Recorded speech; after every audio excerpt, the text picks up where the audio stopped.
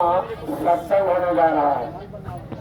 सत्संग का मतलब जहाँ ये बताया जाएगा वास्तव में हमको आपको ये मानव जीवन किस लिए मिला है, हम कहाँ से आए हैं, कर क्या रहे हैं, जब जाएंगे तो कहाँ जाएंगे और क्या लेकर के जाएंगे। सत्संग कोई नाच गाना नहीं है, ढोल बजाना नहीं है। सत्संग का मतलब है कहाँ आपको वास्तविकता से परिचय और बोध करा दिया जाए। बड़े भाग्य मानुष पवा सुर दुर्लभ सद्ग्रंथ गावा। बहुत बड़े भाग्य जब हमारे आपके उदय हुए हैं तब हमको आपको जाकर के मानव शरीर मिला हुआ है। अब इस मानव शरीर को पा करके हम अगर इसके उद्देश्य को न समझ पाए, इसलिए हमको ये मानव शरीर मिला है, तो कैसे हमारा ये मानव जीवन मुक्ति और मोक्ष प्राप्त करेगा। 10वें दिन से आप लोगों के क्षेत्र में प्रचार चल रहा है तो चलो भाई आ जाओ, यहाँ पर सत्संग होगा। आप तमाम सारे बहुत से लोग आज स्वागत समारोह में यहाँ पर पधारे। बोल पंकज जी महाराज जय गुरुदेव आश्रम मथुरा से पधार करके आप लोगों के बीच में यहाँ पर आए हुए हैं। आगे का समय परिवर्तन की कगार पर धीरे धीरे चला आ रहा है। आखिर इस मानव जीवन में हमको आपको भगवान कब मिलेंगे, कैसे मिलेंगे, उसका तौर तरीका कौन हमको आपको बताएगा। कल इसी मंच से रोज महाराज 11 बजे के बाद सत्संग देंगे और सत्संग के दौरान ही कैसे हमको देवी देवता मिलेंगे, कैसे हमको भगवान मिलेंगे, कैसे हमको राम और कृष्ण के दर्शन होंगे, कैसे हम हनुमान जी और दुर्गा मैया को देखेंगे, उस विषय में आपको जीते जी परमात्मा के मिलने का रास्ता बताया जाएगा। भगवान साकार है, जीते जी मिलता है। मरने के बाद आज तक न किसी को मिला है न किसी को मिलेगा। जीते जी परमात्मा मिलता है। हम आत्मा के गर्भ से बाहर आए, जैसे पहले सांस लेकर के छोड़ा उसी दिन से हमारी आपकी उम्र एक एक करके श्वास की पूंजी खत्म होती चली जाती है, यानी उम्र हमारी आपकी कम हो रही है। हम आज सोचते हमारा बच्चा बड़ा हो रहा है, जवान हो रहा है, लेकिन महात्मा इस चीज को बताते हैं छिन छिन घटत शरीर जतन कोई बल नहीं आवत। धीरे धीरे एक एक करके श्वास की पूंजी खत्म होती चली जा रही है। बच्चा 1 दिन 2 दिन महीना साल 2 साल 5 साल 10 साल का बड़ा होता है। हम सब लोग उसका जन्मदिन मनाते हैं, लेकिन इसमें से बैठा हुआ कोई माँ बाप अपने बच्चे को यह नहीं बताता है बेटा तेरा 10वां जन्मदिन मनाया जा रहा है, तेरी उम्र के आज 10 साल कम हो गए। कोई बताता है? कोई बताता है तुम्हारी उम्र के 10 साल आज कम हो गए? हम लोग कोई इस चीज का बोध नहीं कराते हैं। इस चीज की परिचय, इस चीज का बोध इस विषय में केवल संत महात्मा आते हैं, बताते हैं कि हमारा आज का मानव जीवन धीरे धीरे अंतिम दौर की तरफ बढ़ता हुआ चला जा रहा है। छिन छिन घटक शरीर जतन कोई फल नहीं आवत। श्वास की पूंजी खत्म होती चली जा रही। हमने अपने बच्चों को पढ़ाया लिखाया, पढ़ लिख करके बच्चे कोई डॉक्टर बना, कोई मास्टर बना, कोई इंजीनियर बना, कोई जज बना, कोई बैरिस्टर बना। समाज के नियम के अनुसार बच्चे की शादी कर दी गई कि बच्चा जवान हो गया, चलो बेटा बेटी की शादी कर दी जाए। और जब शादी ब्याह हो गया, बाल बच्चे पैदा होने शुरू हो गए। बाल बच्चे नाती है, पोता है, बेटा है, बेटी है, इसी में हम आप खो गए। मैं और मोर तोड़ तय माया जो बस किन्हें जीव निकाया, उनकी परवरिश करना, उनको पढ़ाना लिखाना, इसके बाद हमको कुछ नहीं याद रहा कि एक दिन संसार को छोड़ करके हमको आपको जाना है। माँ के गर्भ में हम आप वादा करके आए। जब बच्चा ठहरता है 4.5 महीने के बाद शब्द की डोरी पकड़ा करके इसमें जीवात्मा उतारी जाती है। जैसे आप लोगों के घर में बिजली का मीटर लगाया जाता है, कनेक्शन लेकर के आप पूरे घर में लाइट को जला लेते हैं, वैसे ही परमात्मा ने यहाँ पर आत्मा को बैठा दिया। उसकी रोशनी पूरे शरीर में फैल रही है। 16 सूर्यों का प्रकाश लेकर के आत्मा जब बैठती है इसके अंदर, तो टट्टी पेशाब की बोतलें वही जठराग्नि तप रही है। 24 घंटा की तपिश में बच्चा हाथ पैर मारता है, कहता है जल्दी हमको बाहर निकालो, आप प्रभु कृपा करो, ये भांति सब तज भजन करो, दिन रात हम बाहर निकल करके भगवान का भजन करेंगे। लेकिन इस माया रूपी संसार में हम आप सब भूल जाते हैं। कैसे भगवान का भजन करेंगे, कैसे अपनी आत्मा से परमात्मा का भजन करेंगे, कुछ नहीं याद रहता है। यहाँ की दुनिया की धन दौलत, बेटा बेटी, मकान दुकान, लेकिन एक चंद रोजा जिंदगी सब लेकर के आते हैं। महात्माओं ने आकर के बताया कभी छोड़ तू जाएगा, कभी छोड़े जाएंगे, इस नाशवान दुनिया का आधार रहेगा कितने दिन, इस तन में तड़पती श्वासों का यह तार रहेगा कितने दिन। धनमाल कमाया भी तूने, संसार बसाया भी तूने, तू खाली हाथों जाएगा, अधिकार रहेगा कितने दिन। कितने दिन तक इस संसार में रहोगे। सब लोग देवी देवताओं की पूजा करते हैं। गन्ने में चीनी होती है, दूध में घी होता है, सरसों में तेल होता है, लेकिन अगर इन सबकी धूपबत्ती अगरबत्ती सुलगाई जाए तो गन्ने से चीनी निकलेगी, गन्ने से चीनी निकल आएगी, दूध से घी निकलेगा। भगवान को अगरबत्ती सुलगाने पर मिल जाएगा। तो जब नहीं मिलेगा तो हम सब लोग आरती उतारते हैं, कहते हैं तेरे पूजन को भगवान बना मन मंदिर आलीशान। ये मन मंदिर आलीशान है, लेकिन इसमें चाहे जो कुछ खा पी करके हमने आपने डाल दिया। तेरा तुझको अर्पण क्या लागे मेरा, तन मन धन सब तेरा। भगवान से यही सब लोग कहते हैं, आरती जो उतारे कहते तन मन धन सब तेरा, और तेरा तुझको अर्पण क्या लागे मेरा। भगवान निकल करके आ जाए, कहते जब सब कुछ हमारा लाओ, आधा हमको दे दो। कितने लोग देंगे आधा? कोई देगा है? कोई देगा? अरे 4 बेटा है तो बेटा दे दो। 10-20 बीघा जमीन है, चलो 10 बीघा हम दिखाई दे रहे हैं तुम्हारे नाम पर, कोई नहीं देता है। यही महात्मा परिचय कराते हैं। झूठे लेना, झूठे देना, झूठे भोजन, झूठ चबेना। तुमने देवताओं के सामने भी झूठ बोलने में परहेज नहीं किया, भगवान के सामने भी झूठ बोलने में परहेज नहीं किया।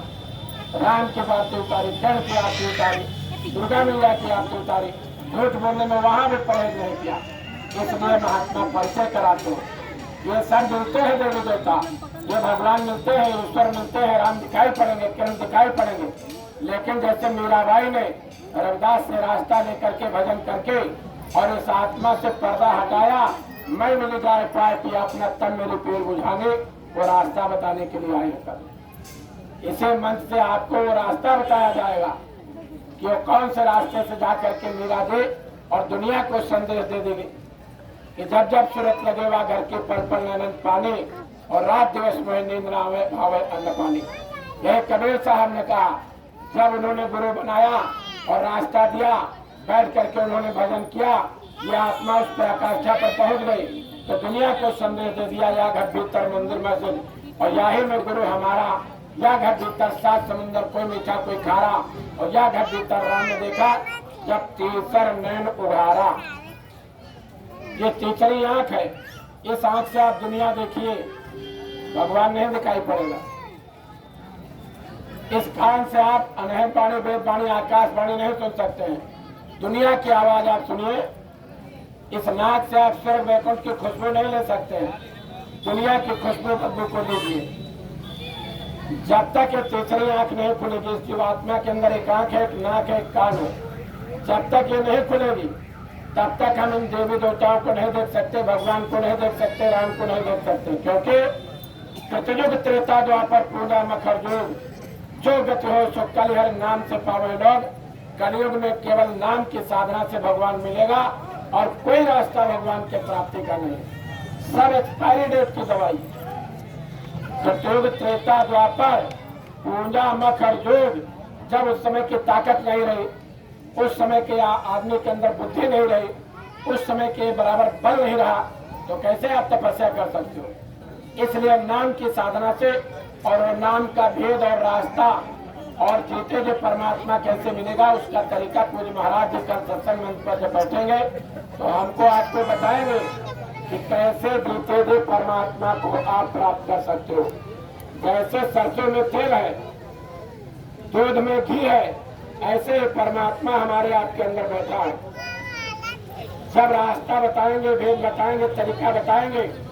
अतिशय रगड़ करे जो कोई अनर्थ प्रगट चंदन से हुई, थोड़ी मेहनत करनी पड़ेगी, गुरु गोविंद और शिष्य मिलके नहीं भक्त विवेक और त्रिवेणी धारा रहे आगे गंगाए। महात्माओं ने कहा गुरु धोबे शिष्य का पड़ा और साबुन सृजनहार इस सूरज शिला पर धोइए नित्य रंग पार। जब बैठ करके इस आत्मा से उस परमात्मा का भजन करेंगे तो यहीं से जब पर्दे हट जाएंगे तब आपको भगवान ईश्वर स्वर्ग बैकुंठ शक्ति लोग ब्रह्म लोग और कहीं गुरु जी घर चलो जहाँ काल ना जाए लाख को जो पूर्वस है जीजे सूरत पठाए और सब तुरंत सवार हो छिनावे छिन जाए। जिस दिन सत्य की डोरी मिल जाएगी जब मर्जी हो आंख बंद करो अपने अनामी घर पहुंच जाओ। बाकी ये सब मृत लोक है, यहाँ पर कोई नहीं रह सकता है। ये काल भगवान का देश है, उसका साम्राज्य है। चंद्रोदा श्वास की पूंजी लेकर के आए हो। कभी हम जा रहे हैं, कभी बेटा जा रहा है, कभी बेटी जा रही है, कभी पति जा रहा है, कभी पत्नी जा रही है। ये संसार हमेशा लोगों को पैदा करता है और अपने में समेट लेता है। 5 तत्वों का पिंजरा मिला हुआ है। शरीर से जैसे आत्मा निकल गई शरीर मुर्दा हो जाता है। ना किसी का माँ, ना किसी का बाप, ना किसी का बेटा, ना किसी की बेटी, ना प्रधान रह जाता है, ना तहसीलदार, ना थानेदार, मुर्दा। और थोड़ी देर रोना चीखना चिल्लाना, बाद में उठा करके इसे अर्थी पर डाल देंगे और रस्से से कस के बांध देंगे कहीं उठ के भाग न जाए। और उठा करके जब कंधे पर रखते तो क्या बोलते हैं? तो बोला जाता है यहाँ सलावस्ती में क्या बोलते हैं? लोग घबरा रहे हैं कि बोलू कैसा ना हो हमारा राम नाम सत्य आगे आपको हो जाए। कितना काय को घबरा है? क्या बोलते हैं आप लोग? है धीरे से लोग बोल रहे राम नाम सत्य है। ये पूरे हिंदुस्तान के कोने से लेकर के उस कोने तक सब जगह है बोलते हैं राम नाम सत्य है। सच बोलो मुक्त मुर्दे की मुक्ति होती है। मुर्दा कहीं मुक्त होता है? जिंदा में तो किसी को हम नहीं बताते हैं राम नाम सत्य है। और मुर्दा को कंधे पर रखे राम नाम सत्य है। ना बेचारा बोल सकता है, ना उठ के भाग सकता है, ना सांस ले सकता है, ना अग्नि में डाल करके जब जलाओगे तो चीख और चिल्ला सकता है कि भाई हमको तकलीफ हो रही है, हमको छोड़ो। कुछ नहीं। लेकिन एक परंपरा बन गई है कि चलो भाई जब आदमी मर गया कहीं शादी ब्याह हो रही, बेटा बेटी की भावना पड़ रही, तब जाके बोल के देखो कि राम नाम सत्य है। बराती बराती मिलकर इतना मारेंगे कि घर वाले वो शकल नहीं पहचान पाएंगे।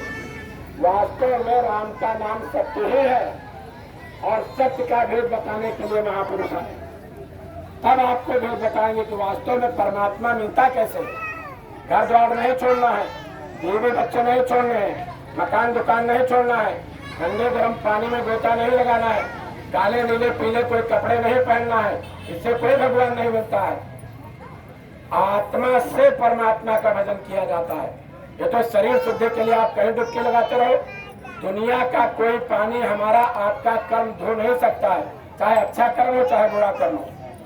दुनिया का कोई भी तीर तलवार हमारे कर्मों को काट नहीं सकता, चाहे अच्छे कर्म हो चाहे बुरे कर्म। और कोई अग्नि हमारे आपके अच्छे बुरे कर्मों को जला नहीं सकती। बुरे कर्मों का नरकों में भोग भोगना पड़ेगा। अच्छे कर्म बन गए तो स्वर्ग और वैकुंठ मिल जाएगा। लेकिन यह तन कर फल विषय भाई और स्वर्ग अंतकाल दुखदाई लौट करके इसे मृत्यु लोक में आना पड़ेगा। पूर्ण क्षण मृत्यु लोक है। हमारा आपका घर अमर लोक में है। इसलिए महात्मा देखिए बरसात का मौसम बना हुआ है, कहीं गर्मी पड़ रही, कहीं बरसात पड़ रही। इस मौसम में निकल करके आप लोगों के यहाँ ये गाड़ियाँ डीजल पेट्रोल अपना फूट करके घर घर गए हैं बुलाने के लिए भाई चलो, क्योंकि आगे का समय बहुत खराब आने जा रहा है। इतना खराब आने जा रहा है। अब एक बीमारी आई थी, क्या नाम था उसका? है धीरे से आप लोग खुश से बोल रहे हो, मैं थोड़ा कान से ऊंचा सुनता हूँ। क्या नाम आया था? कोरोना। ट्यूशन पढ़ते हैं आप लोग कोरोना का? नहीं, ट्यूशन पढ़ते तो सबको याद है कोरोना। ये एक ऐसी बीमारी आई थी दुनिया को तबाह करके रख दिया था। जिसके माँ बाप बेटा बेटी अस्पताल एक बार चले गए इस बीमारी में, लौट करके जिंदा नहीं लौटे थे। करोड़ों रुपया घर में पड़ा था।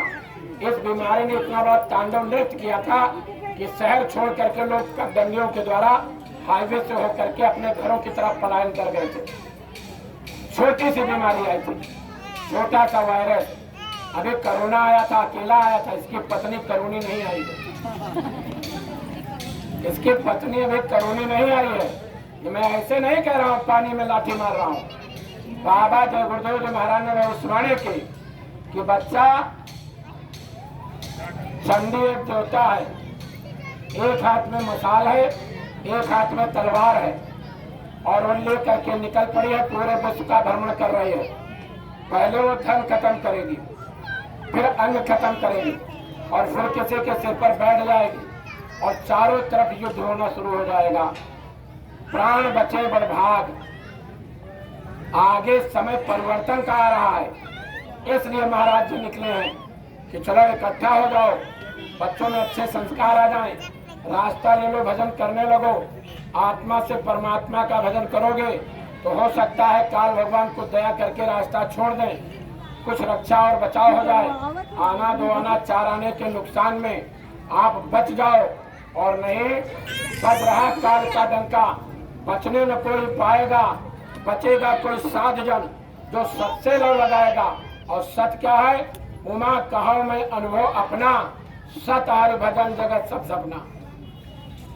सच्चाई ये है कि भगवान का भजन अपने आत्मा से करना पड़ेगा। भजन का मतलब मुंह से गाना गाना, ढोल बजाना नहीं। या कहीं कथा भागवत हो रही है तो वहाँ खड़े हो गए नाचने लगे, वह भगवान मिल जाएगा, इससे भगवान नहीं मिलेगा। नाचे गावे मारे तान ताकि कलयुग राखे बांध। नाचने गाने से भगवान नहीं मिलता है। विरह और तड़प पैदा करो। जब विरह तड़प पैदा हुई, रविदास जी ने मीराबाई को नामदान दिया। राजघराने में रहते थे, राजा की रानी थे, लेकिन जिस समय यह सूरत उस घर पहुंच गई और जब जाकर के अपने सच्चे प्रीतम का घर देखा तो सोना चांदी हीरे जवाहरात पन्ना पोखरा उतार करके पटक दिया और कहा मैं मिली जाए पाए पिया अपना दम भी पीर बुझानी। ये सूरत सैल गैल आसमानी। वो ताकत हम सब के अंदर, जितने लोग आप बैठे हैं सब के अंदर वो ताकत है, सब लोग उसको प्राप्त कर सकते हो। जैसे संजय हस्तिनापुर में बैठ करके श्री कृष्ण भगवान ने तीसरी आंख खोल दी तो कुरुक्षेत्र वहां से लगभग 200 किलोमीटर की दूरी है, वहां से होते हुए युद्ध को देखते हुए और धृतराष्ट्र को बताते रहते थे। अर्जुन ने गांडीव फेंक दिया, कहा ये मिस हमारे सब घर के लोग हैं जिनको आप मरवा देना चाहते हो। तो उन्होंने ऐसे अंगूठा रखा, तीसरी आंख खुल गई, तब देखा भविष्य में चक्र सुदर्शन सबको काट रहा है, दौड़ के गांडीव उठा लिए, महाभारत करने लगे।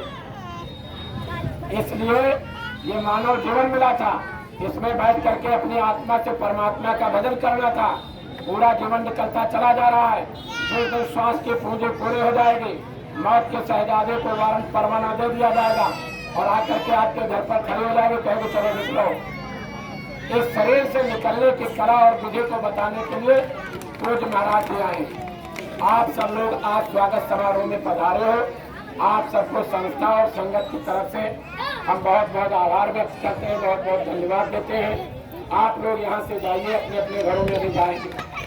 आप थोड़ा मोबाइल का इस्तेमाल करिए, अपने व्यवहार का इस्तेमाल करिए, अपने अड़ोसी पड़ोसी से कहिए सत्संग महाराज जी का मथुरा से पधारे हुए हैं, बाबा जी महाराज की कर्म भूमि से पधारे हुए हैं। कल सत्संग देने जा रहे हैं उन माताओं और बहनों को, साथ ही साथ आपका कोई नातेदार है, रिश्तेदार है, सगा है, संबंधी है,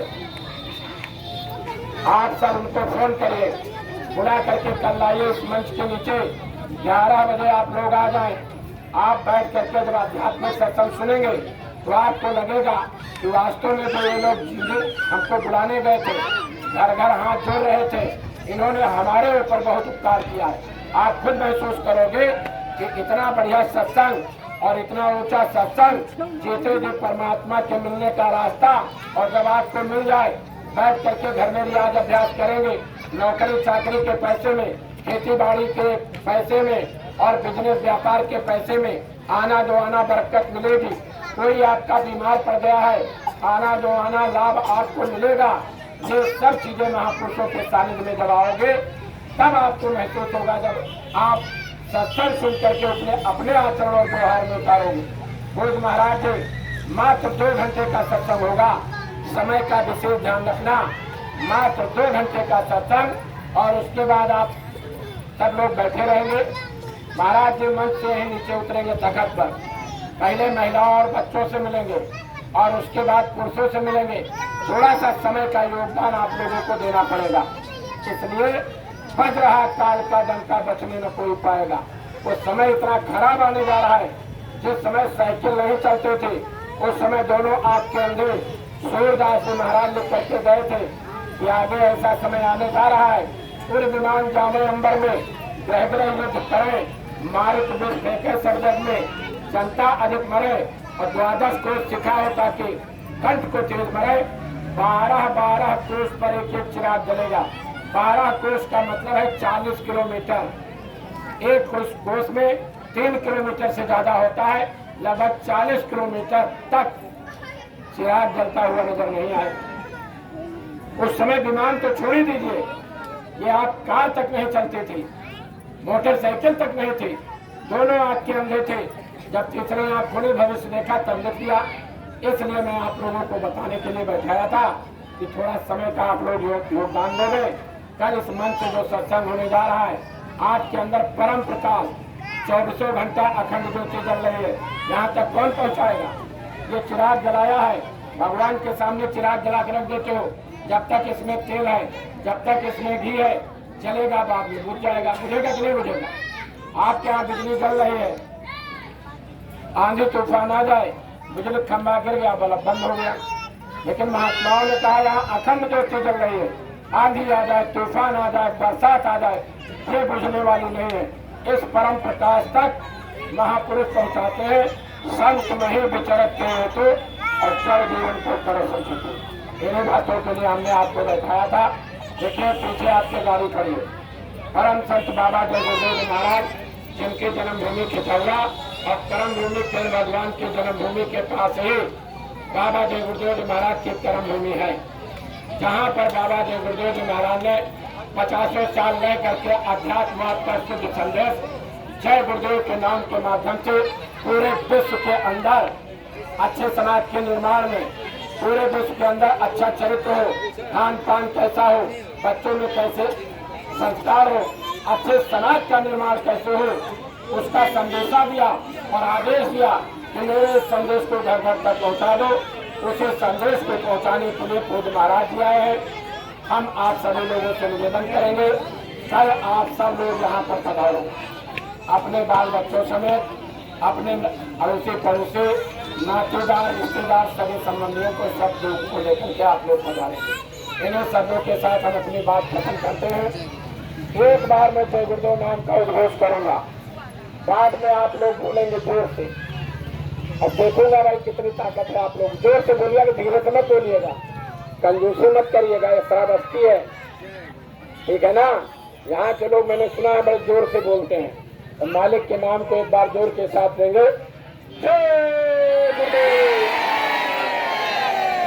अरे हम बोल ही नहीं पाए, बीच में लगा दिए आप लोग, ऐसे कैसे होगा? अल्लाह जोर से मचा दिया, मतलब कुछ नहीं। पहले हमको सांस लेके बोलने दीजिए, उसके बाद आप लोग बोलिएगा, तब तो हमको सुनाई पड़ेगा कितनी दूर। हमको अपनी ही आवाज सुनाई पड़ रही है। पहले मैं बोल लूं, जय गुरुदेव,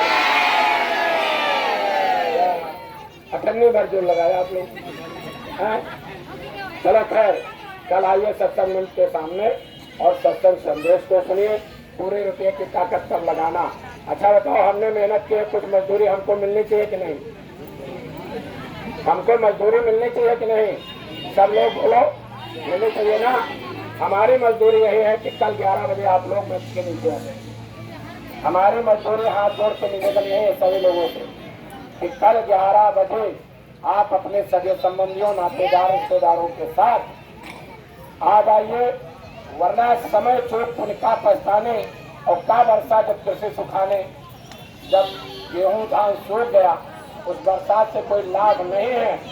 आगे चल के आपको इस सत्संग की जरूरत उसी तरह पड़ेगी जैसे गर्मी में पानी की और भूखे आदमी को रोटी की जरूरत पड़ती है। सब लोग, पहले महिलाएं, बच्चे लाइन लगा करके वहाँ दर्शन कर लीजिए और उसके बाद आप लोग प्रसाद लेकर के अपने अपने घरों को जाएंगे।